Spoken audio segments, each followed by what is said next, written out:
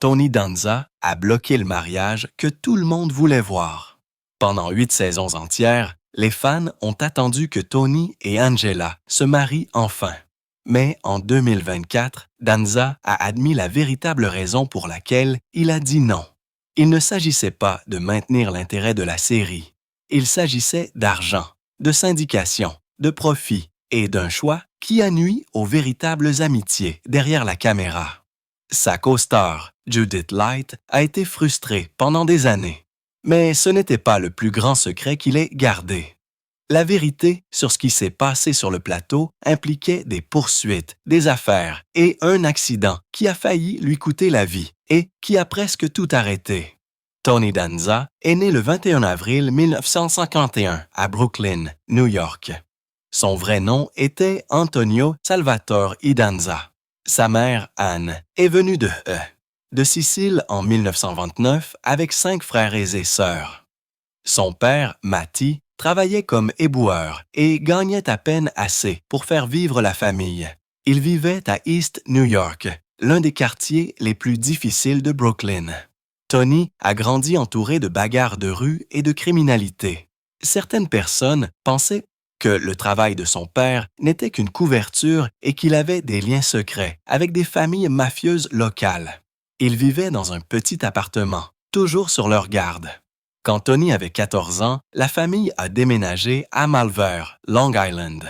C'était un grand changement. Le nouveau quartier était plus calme, mais Tony ne s'y intégrait pas. Il était harcelé à l'école à cause de son accent de Brooklyn et de son nom de famille italien. Les enfants l'insultaient. Les enseignants ne croyaient pas en lui. Ils disaient qu'il était un mauvais élève. Mais Tony a choqué tout le monde en obtenant des résultats presque parfaits au SAT. À l'école, il a survécu non pas avec des livres, mais avec ses poings. Il se battait tout le temps et c'est comme ça que les gens ont commencé à le respecter. Il a terminé ses études secondaires en 1968, non pas parce qu'il était excellent en classe, mais parce que personne ne voulait s'en prendre à lui. Tony avait un frère cadet nommé Matti Jr., né en 1954. Les 2 frères étaient très proches. Leur père était imprévisible et parfois violent. En 1962, Matti Senior a un jour menacé un voisin avec une batte de baseball pour une affaire aussi insignifiante qu'une clôture. On a dit aux garçons de ne jamais toucher aux étranges paquets que leur père ramenait à la maison. Ils ont découvert plus tard que ces paquets étaient liés à ces transactions parallèles avec des gangs locaux. Pour aider la famille, Tony et son frère ont commencé à travailler quand ils avaient 12 ans. Tony distribuait des journaux. Matti Jr. cirait des chaussures devant les clubs où des hommes louches en costume allaient et venaient. À 15 ans, le père de Tony l'a emmené dans une salle de sport. Il espérait que la boxe donnerait à Tony un meilleur moyen d'évacuer sa colère. Lors de son premier combat, Tony a mis l'autre garçon KO si violemment qu'il a dû être emmené à l'hôpital avec une mâchoire cassée. Les gens ont commencé à l'appeler Tony Danza, le dangereux. En 1971, ses amis l'ont inscrit au tournoi des Gants d'Or de New York pour plaisanter. Il a choqué tout le monde en mettant 6 gars KO d'affilée, tous au premier round. Il a perdu en finale, mais à ce moment-là, tout le monde dans le milieu de la boxe connaissait son nom. De 1976 à 1969, il a combattu professionnellement. Il a remporté 9 combats, en a perdu 3. Toutes ses victoires ont été des KO. 7 ont eu lieu au premier round. Ces 3 défaites ont également été des KO. Il allait soit gagner gros, soit tomber vite. En vieillissant, Tony a admis quelque chose qu'il avait caché pendant des années. Il a dit que son père travaillait probablement pour la mafia, les aidant avec les itinéraires des ordures et se débarrassant des choses qu'il ne voulait pas voir trouvées. Il a dit qu'il avait toujours craint que son père ne disparaisse comme d'autres pères dans leur quartier. Sur Pitkin Avenue, où Tony a grandi, de grands chefs du crime comme Joseph Haïda opéraient. C'était le genre d'endroit où l'on ne posait pas de questions sur ce que son père faisait après la tombée de la nuit. Tony a déclaré plus tard que jouer les durs à l'écran n'était pas un rôle. C'est ainsi qu'il a survécu à son enfance. Tony a également eu des difficultés à l'école à cause de quelque chose que personne ne comprenait à l'époque. Il était dyslexique. La lecture était difficile et les enseignants pensaient qu'il était juste paresseux. Il a raté sa 3e année. Cela l'a suivi toute sa vie. Lorsqu'il est devenu lui-même enseignant plus tard, il a dit qu'il pouvait toujours repérer les enfants comme lui, ceux qui se sentaient stupides parce que personne ne les aidait à apprendre de la bonne manière. L'échec à l'école lui a donné une peur profonde de ne pas être assez intelligent, et il lui a fallu des années pour se débarrasser de ce sentiment. Au lycée, les choses se sont compliquées. Il était l'un des seuls enfants italiens dans une école majoritairement blanche. Il y avait des tensions. Lors d'une attaque, il a été attaqué par plusieurs élèves et s'est retrouvé avec le nez cassé. Mais il a transformé sa douleur en force sur le tapis de lutte. Il est devenu si bon qu'il a obtenu une bourse complète pour l'université de Duke, dans l'Iowa. Il prévoyait d'étudier l'histoire et de devenir enseignant, mais l'université n'était pas une échappatoire. L'équipe de lutte avait des rituels d'initiation cruels. L'un d'eux l'a laissé meurtri et secoué. Le mal du pays le rongeait. Sa mère lui manquait, surtout la façon dont elle le réconfortait. Après un seul semestre, il a abandonné et est retourné à Brooklyn. Cette décision allait tout changer. À Brooklyn, il a fait des petits boulots, déménageant des meubles, livrant de la nourriture, mais rien n'a marché. Puis, en 1975, il est remonté sur le ring. Le 13 août 1976, il a mis Earl Harris KO au premier round. Il était passé professionnel, mais en coulisses, la boxe était pourrie. Les gangsters dirigeaient le seul spectacle. De grands noms comme Frankie Carbo et Blinky Polarmo truquaient les combats. Les promoteurs disaient aux combattants qui allait gagner, qui allait perdre. Tony a vu à quel point c'était corrompu. Les juges donnaient des victoires aux mauvaises personnes. La mafia payait la femme de Carbo 45 000 $ par an juste pour faire semblant d'être impliquée. Danza s'est rendu compte qu'il ne pourrait jamais aller loin s'il ne jouait pas le jeu. Il détestait ça. Pourtant, il a continué à se battre. En 1976, il a été mis KO violemment par John Los Cicero. Son œil a été tellement endommagé qu'il a failli perdre sa carrière. Il a eu besoin d'une intervention chirurgicale d'urgence, mais en 1977, il est revenu. Il a été mis à terre 2 fois au premier round, mais a quand même mis Rafael Garcia KO. La même année, des directeurs de casting l'ont remarqué. Ce combat l'a aidé à décrocher son rôle dans Taxi. Il n'avait aucune idée à ce moment-là que c'était le début d'une toute nouvelle vie. Son dernier combat a eu lieu à Phoenix le 14 mai 1969. Il a gagné par KO, mais même avec 9 victoires, il avait peu à montrer. On lui avait promis 15 000 $ pour ce dernier combat, mais la plupart ont été volés par des managers malhonnêtes. Il a réalisé la vérité. En boxe, les gens autour de vous s'enrichissent pendant que vous êtes celui qui encaisse les coups. C'est alors qu'il a fait ses valises et est parti pour Los Angeles. Il n'avait aucun plan, juste l'espoir que peut-être le métier d'acteur pourrait le sauver du désastre que laissait la boxe derrière elle. C'est en 1978 qu'un jeune boxeur nommé Tony Danza a été découvert par hasard dans une salle de sport de la 30e rue et de la 8e avenue à New York. Un agent de casting a vu quelque chose dans son visage, quelque chose de réel, et lui a offert un rôle dans une nouvelle émission de télévision. Ce seul moment a sorti Tony du ring de boxe et l'a fait plonger dans les lumières vives d'Hollywood. L'émission s'appelait Taxi, et au moment de sa première diffusion en septembre, tout a commencé à changer. La série est devenue un succès presque instantanément.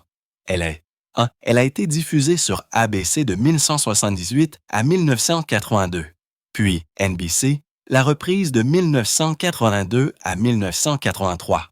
Elle a remporté 18 prix Emmy sur 34 nominations. Et pour Tony, elle a valu une nomination aux Golden Globes en 1980. Il n'était plus seulement un boxeur. Maintenant, il était célèbre.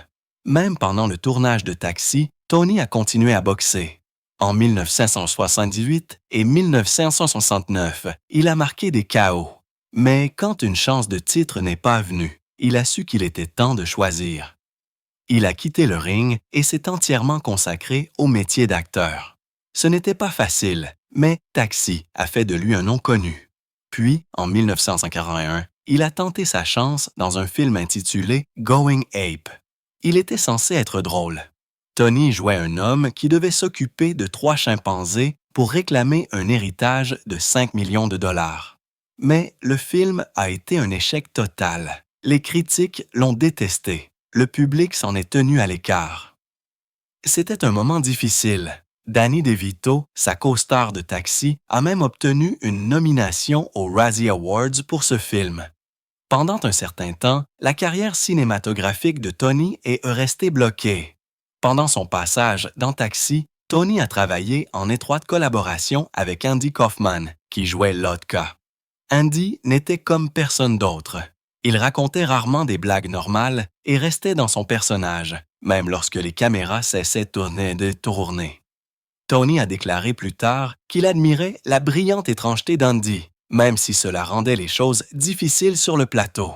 Et pendant qu'Andy luttait contre Jerry Lawler dans ce que le monde pensait être réel, Tony continuait à se présenter au travail, essayant de maintenir la stabilité de l'émission. Lorsque Taxi s'est terminé en 1943, Tony a su qu'il devait trouver quelque chose rapidement ou risquer de s'éteindre. Un an plus tard, en 1954, il a décroché le rôle principal dans Madame Est servie. Il jouait Tony Machelli, un joueur de baseball à la retraite qui devient gouvernant. Cela semblait être un risque, mais l'émission est devenue un succès et est restée à l'antenne jusqu'en 1992. Au cours de 8 saisons et 146 épisodes, elle a fait de lui une star plus grande que jamais. Il a obtenu 3 autres nominations aux Golden Globes et est devenu l'un des visages les plus reconnaissables de la télévision. En coulisses, cependant, les choses n'étaient pas aussi simples. En 1987, Tony a été poursuivie en justice par une doublure de Madame Est servie. Elle a dit qu'elle avait été renvoyée après avoir rompu avec son frère, Maddie. L'affaire a mis sa famille sous les projecteurs. La vie personnelle de Tony a également connu des difficultés. Son premier mariage avec Rhonda Hickman s'est terminé en 1974, après qu'il ait admis avoir trompé sa femme pendant ses années de boxe. Ils ont eu une longue et amère bataille pour la garde de leur fils qui a duré jusqu'en 1980. Ils se sont brièvement réunis en 1983, ont eu une fille, puis se sont séparés à nouveau. En 1986, Tony a épousé Tracy Robinson. Ils ont eu deux filles, Catherine et Emily. Mais en 2006, le mariage était en train de s'effondrer. Des rumeurs se sont répandues selon lesquelles Tony avait trompé sa femme avec une co-star de Madame Est servie. Tracy a trouvé des messages et des reçus d'hôtel. Le couple s'est séparé en 2006, mais le divorce n'a été finalisé qu'en 2013. Des rapports ont indiqué que le règlement valait plus de 15 millions de dollars. Des amis ont dit que les infidélités de Tony, certaines avec des assistants de production, d'autres avec des employés de restaurant, étaient trop lourdes à supporter. Alors que Madame est servie est devenue l'une des 10 meilleures émissions de 1945 à 1949. Le salaire de Tony a augmenté rapidement. À la saison 3, il gagnait 100 000 $ par épisode. Il avait tellement d'influence qu'il a bloqué une intrigue de mariage entre Tony et Angela parce qu'il pensait que cela ruinerait la tension de l'émission. Il avait raison. Les cotes d'écoute sont restées fortes et l'émission s'était classée 6e au classement général de la saison 4. Il a également négocié des crédits de producteurs et des points de syndication, gagnant des millions de dollars longtemps après la fin de l'émission. Sa valeur nette a finalement atteint 40 millions de dollars. Mais ensuite est arrivé le 31 décembre 1993. Tony skiait à reculons dans l'Utah à 80 km/h lorsqu'il s'est écrasé contre un arbre. L'accident a été brutal. Sa vertèbre L4 s'est brisée, 8 côtes se sont cassées, un poumon s'est affaissé et son foie et ses reins saignaient. Une intervention chirurgicale de 3h30 l'a sauvé. Ils ont mis une tige d'acier dans sa colonne vertébrale. Il n'a pas pu sentir ses jambes pendant des semaines. Les médecins n'étaient pas sûrs qu'il pourrait un jour remarcher. Il a eu besoin de 11 opérations en 2 ans et est devenu accro aux analgésiques pendant sa convalescence. La production de Madame est servie a été interrompue pendant des mois. Tony s'est tu, mais il est revenu. Ce que la plupart des gens ne savaient pas, c'est que l'alchimie entre Tony et Judith Light était réelle. Ils s'aimaient bien, mais ABC a été clair. Pas de romance hors écran, alors ils ont gardé ça professionnel. Leur premier baiser à l'écran n'a eu lieu qu'à la saison 3. Et même alors, c'est Angela qui a embrassé Tony. Cette tension a contribué à faire fonctionner l'émission. Le réalisateur Assad Collada a dit un jour que leurs différents styles de jeu faisaient ressortir quelque chose de spécial. En 1990, Tony voulait que l'émission devienne plus sérieuse. Il a insisté pour inclure une intrigue dans laquelle son personnage révèle une histoire de maltraitance infantile tirée de son propre passé douloureux. ABC a dit non au début, mais Tony a insisté. Il a gagné. L'épisode a été diffusé et des milliers de lettres sont arrivées de téléspectateurs qui se sont reconnus dans l'histoire. Les critiques étaient hésitants, mais le public a adoré. Alors que l'émission approchait de sa fin en 1992, Tony a exigé une fin à suspense pour préparer un film. Il a demandé 2 millions de dollars et un crédit de producteur pour une suite cinématographique. ABC a dit non. Le final a été diffusé comme prévu et les retombées ont été amères.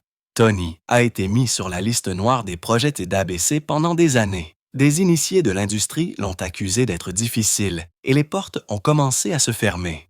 En 1995, il a essayé de rebondir avec une nouvelle émission intitulée Hudson Street. Elle a commencé fort avec 23,4 millions de téléspectateurs, aidée par sa diffusion entre Roseanne et Papa Bricole, mais les codes d'écoute ont chuté à 6,8 millions en février 1996.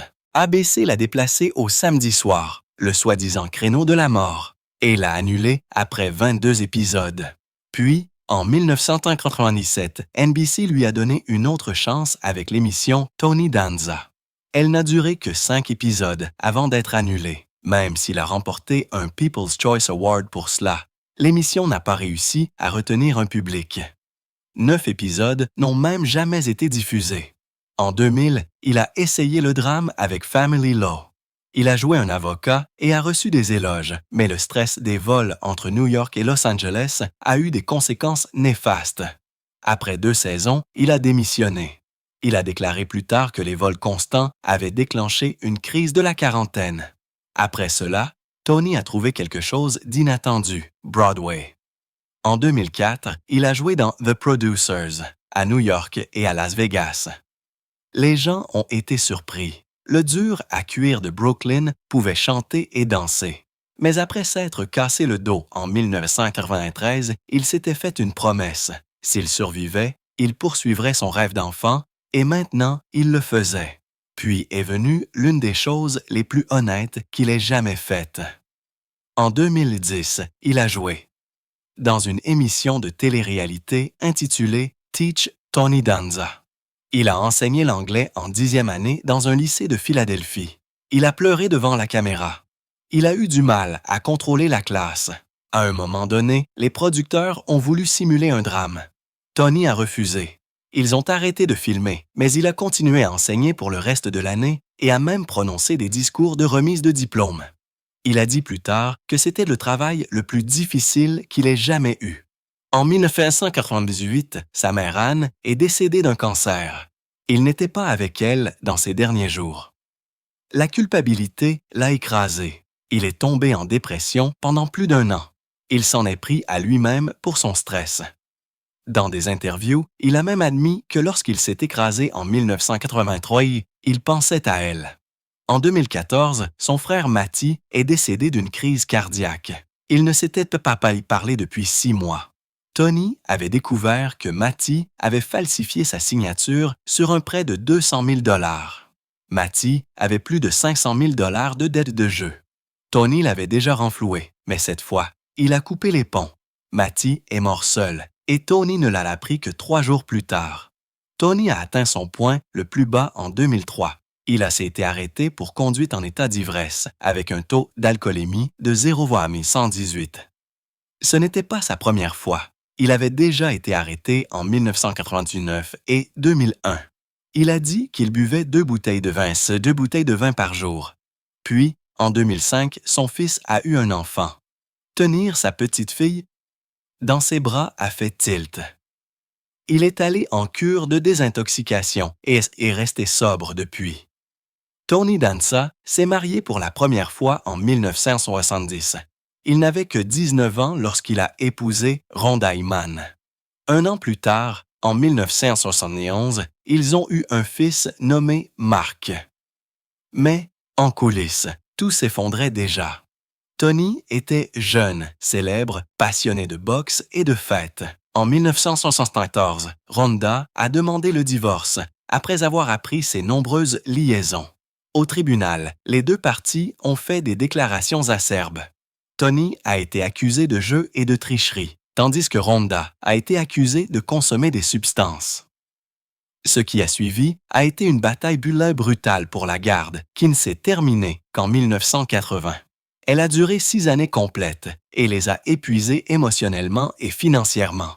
Tony payait plus de 10 000 $ par mois en pension alimentaire pour enfants et en pension alimentaire. Une somme énorme pour l'époque. Puis, il s'est passé quelque chose que personne n'attendait. En 1983, Tony et Rhonda se sont brièvement remis ensemble. Cette réunion n'a pas duré longtemps, mais elle a conduit à la naissance de leur fille, Gina. Moins d'1 an plus tard, ils se sont séparés à nouveau. Le cycle des ruptures et des réconciliations n'a fait qu'ajouter au chaos émotionnel. Tony a essayé de se concentrer sur le métier d'acteur, mais les ennuis l'ont suivi. En 1984, 2 jours avant la première de Madame est servie, Tony s'est battu dans un restaurant de Manhattan. Un agent de sécurité lui a demandé de se calmer et Tony a frappé l'homme si fort que l'agent a perdu une partie de son audition pour toujours. Tony a été traduit en justice et le juge ne s'est pas retenu. Mais au lieu de la prison, Tony a écopé de 250 heures de travaux d'intérêt général. Ses avocats ont fait valoir que l'envoyer en prison retarderait la production de l'émission. Et d'une manière ou d'une autre, le juge a accepté. Tony s'est remarié en 1986. Sa deuxième femme, Tracy Robinson, a donné naissance à 2 filles, Catherine en 1987 et Emily en 1993. Leur mariage a duré beaucoup plus longtemps, en 25 ans.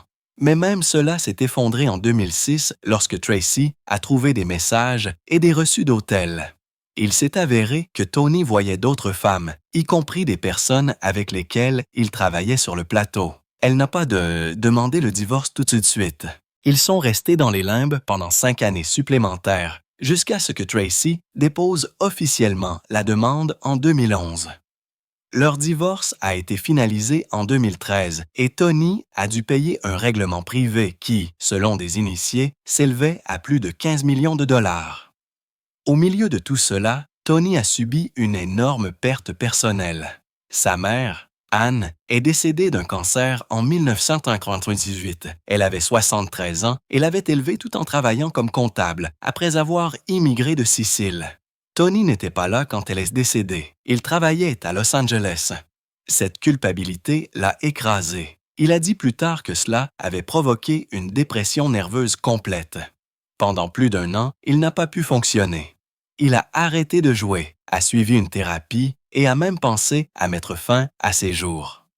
Lors d'un voyage de ski en 1999, toujours submergé par le chagrin, il s'est écrasé contre un arbre et s'est cassé le dos. Il a dit plus tard qu'il pensait à sa mère au moment précis où il a perdu le contrôle. Comme si cela ne suffisait pas, en 2014, le frère de Tony, Maddie, est décédé subitement d'une crise cardiaque. Il avait 54 ans. Il ne s'était pas parlé depuis 6 mois. Tony l'avait coupé après avoir découvert que Matty avait falsifié son nom sur un prêt de 200 000 $. Matty possédait un restaurant appelé Matty's à Los Angeles et devait plus de 500 000 $ de dettes de jeu. Après sa mort, Tony a découvert que Matty avait reçu des menaces de personnes dangereuses. Certains se sont même demandé si le stress de ces menaces avait provoqué sa crise cardiaque. Tony s'en est pris à nouveau à lui-même, tout comme il l'avait fait avec sa mère. Tony a atteint son point le plus bas en 2003 lorsqu'il a été arrêté pour conduite en état d'ivresse à New York. La police l'a trouvé inconscient au volant avec un taux d'alcoolémie de 0,18, soit plus du double de la limite légale. Des documents judiciaires ont révélé par la suite 2 arrestations antérieures en 1999 et 2001 qui avaient été gardées secrètes. Il buvait tous les jours, parfois 2 bouteilles de vin avant midi. Puis, en 2005, quelque chose a changé. Son fils Mark a eu un bébé. Et lorsque Tony a tenu sa petite fille pour la première fois, il a su qu'il devait arrêter. Il s'est inscrit en cure de désintoxication pendant 90 jours et n'a plus bu depuis. Mais les ennuis n'en avaient pas fini avec lui. En 1987, Tony et son frère Maddie ont été poursuivis en justice pour 5 millions de dollars par une actrice de 23 ans nommée Dana Gordon. Elle était sortie avec Matty et après leur rupture, elle a dit que Matty l'avait harcelée pendant des mois. Elle a affirmé que Tony avait menacé son emploi. Dans Madame est servie, et l'avait même renvoyée lorsqu'elle avait refusé de se réconcilier avec son frère. Elle a perdu son emploi le lendemain et la poursuite a révélé des détails désagréables sur la façon dont Tony a utilisé son pouvoir pour protéger son frère. L'accident de ski de Tony en 1993, celui qui a failli le tuer, n'était pas qu'un simple accident. Des années plus tard, il a admis que cela s'était produit parce qu'il n'allait pas bien mentalement. C'était son premier Noël sans sa mère, et il était perdu dans ses pensées. Il a dit qu'il se sentait mal ce jour-là, comme si quelque chose de mauvais allait arriver. Il dévalait la pente à 80 km/h lorsqu'il a heurté un rocher et s'est écrasé contre un arbre. Son dos était brisé et il a eu besoin d'une opération chirurgicale qui a laissé des séquelles permanentes. Il a raconté l'histoire des années plus tard à la télévision, en pleurant, en expliquant comment le chagrin avait obscurci son esprit. En 2023, une autre bombe a éclaté lorsque John Stamos a déclaré dans ses mémoires qu'il avait un jour surpris Tony au lit avec sa petite amie, l'actrice Terry Sipley. C'était dans les années 80. Stamos a dit qu'il s'était garé dans son allée, avait vu une voiture étrange, avait regardé par la fenêtre et avait vu Tony au lit. Il s'est enfui en pleurant avec Tiny Dancer d'Elton John à la radio. La douleur l'a suivi pendant des décennies et il a dit que Tony ne s'était jamais excusé. Au lieu de cela, Tony s'en est vanté auprès de ses amis. Les problèmes d'argent sont venus ensuite. Tony avait investi 1 million de dollars dans le restaurant de son frère, Maddie, sur Melrose Avenue. C'est devenu un lieu de rencontre pour les fêtes de l'équipe, mais l'entreprise a fait faillite vers 2005. Tony a presque tout perdu. Il a dû mettre aux enchères des objets personnels juste pour payer ses dettes. L'échec a montré comment le mélange de la famille et de l'argent l'avait brûlé à nouveau. Même sur le plateau, les choses n'étaient pas toujours faciles. En 2024, Tony a admis qu'il avait bloqué l'idée que son personnage épouse Angela dans Madame est servie. Il a dit que s'il se mariait, cela ruinerait les bénéfices de la syndication. Cette décision a frustré Judith Light et a causé des tensions entre eux pendant le tournage. Ce n'était pas seulement un choix créatif. Il s'agissait d'affaires et cela nuit aux relations réelles en coulisses. Il a également avoué quelque chose d'étrange à propos d'Alyssa Milano. À l'époque où elle était adolescente dans l'émission, Tony la traitait comme sa propre fille. Il a admis avoir chassé ses petits amis du plateau, même si Alyssa n'arrêtait pas de lui dire qu'elle avait déjà un père. Son comportement, bien qu'il soit destiné à être protecteur, a franchi les limites et l'a mise mal à l'aise. Un soir en 1989, pendant le tournage, Tony a eu une conversation privée à 2 heures du matin avec Frank Sinatra. Ils avaient bu lorsque Tony a demandé à Frank si le fait de fumer et de boire avait déjà affecté sa voix. Sinatra a tiré une longue bouffée, a expiré lentement et a dit « Je n'ai jamais rencontré un chanteur digne de ce nom qui ne fumait pas 2 paquets par jour. » Cette phrase a marqué Tony pour la vie. En 2022, Tony a refusé de participer à une nouvelle version de Madame est servie parce que Catherine Hellmond était décédée en 2019. Il a dit que sans elle, l'émission ne pourrait pas fonctionner. Mais en 2024, lors d'un spectacle sur scène avec Alyssa Milano à New York, il a laissé entendre qu'une reprise pourrait encore avoir lieu en 2025. Il a dit que le fait de voir Alyssa à Broadway avait ravivé son intérêt. Des sources affirment qu'ils ont parlé en coulisses et qu'il est peut-être enfin prêt à ramener l'émission. Cette fois, peut-être pour une conclusion.